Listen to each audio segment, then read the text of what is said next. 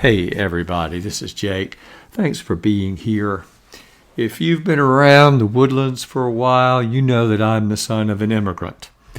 And I've been thinking about what makes somebody an American. With the help of Isaiah and Abraham Lincoln, that is. Anyway, that's what today's episode is about. But before I get started, I just want to remind you about scheduling me for one of your events.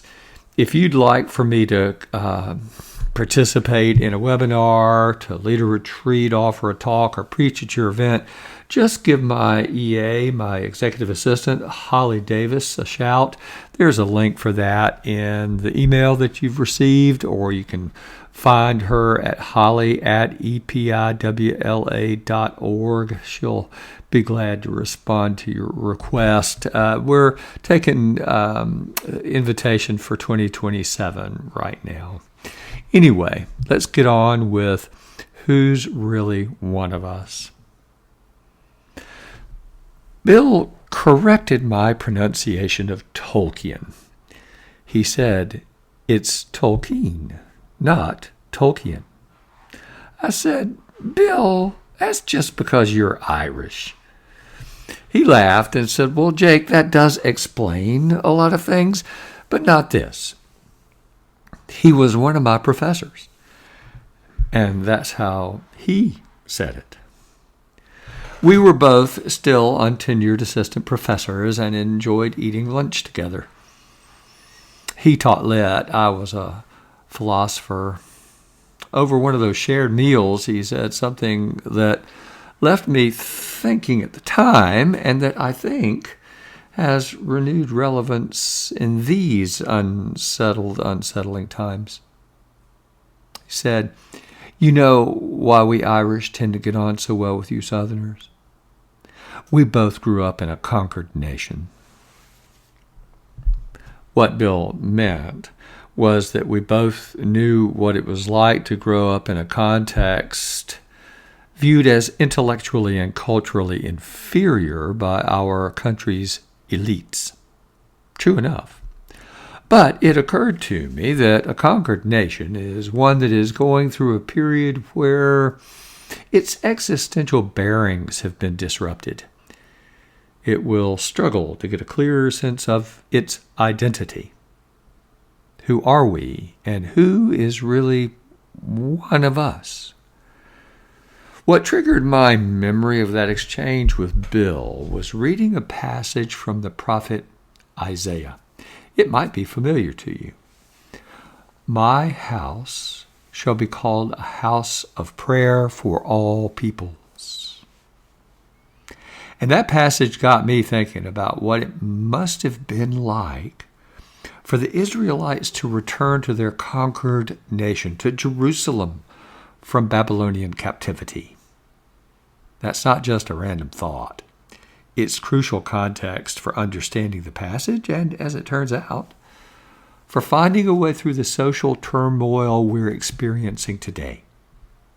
Put a pin in that last bit and let's turn to the historical context for Isaiah 56. You may recall that the Babylonians defeated Judah and took many of its residents captive. They lived in that foreign land for 50 years or so, all the while hoping to be restored to their home.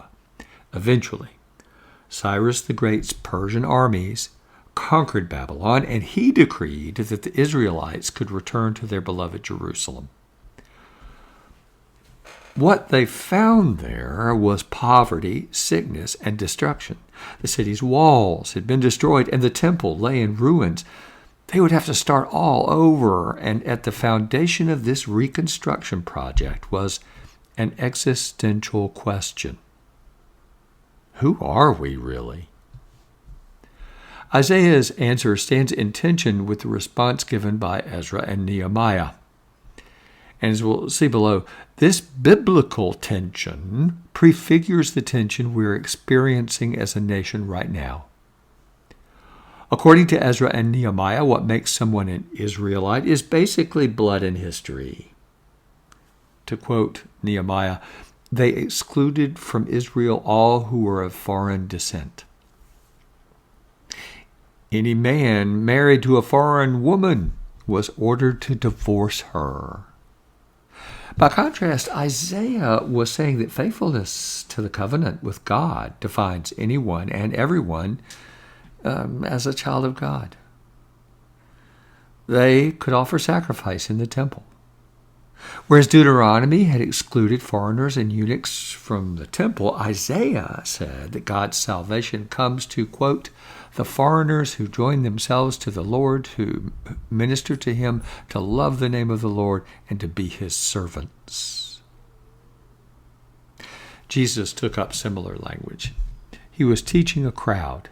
His mother and his siblings showed up and sent someone to tell him that they had arrived, as Matthew records. He replied to them, "Who is my mother and who are my brothers?"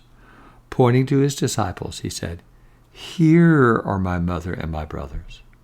For whoever does the will of my Father in heaven is my brother and sister and mother." In other words, loving what God loves, how God loves it, braids us into the family of God, not our blood or our heritage. To summarize the contrast between Ezra, Nehemiah, and Isaiah briefly, the former uses heritage and history to exclude individuals from Israel. Isaiah recognizes faithfulness to the covenant as the principle of inclusion in Israel.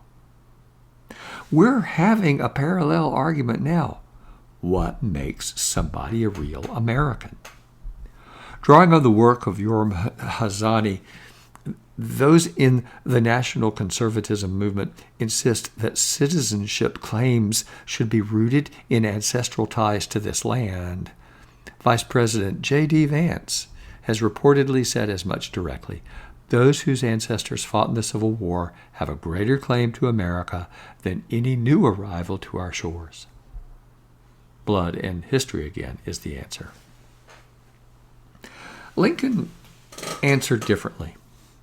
At Gettysburg, he called this a nation conceived in liberty and dedicated to the proposition that all men are created equal, not one conceived in blood. 4 years earlier, he'd put it this way: the Declaration of Independence is the electric cord that links the hearts of all Americans together.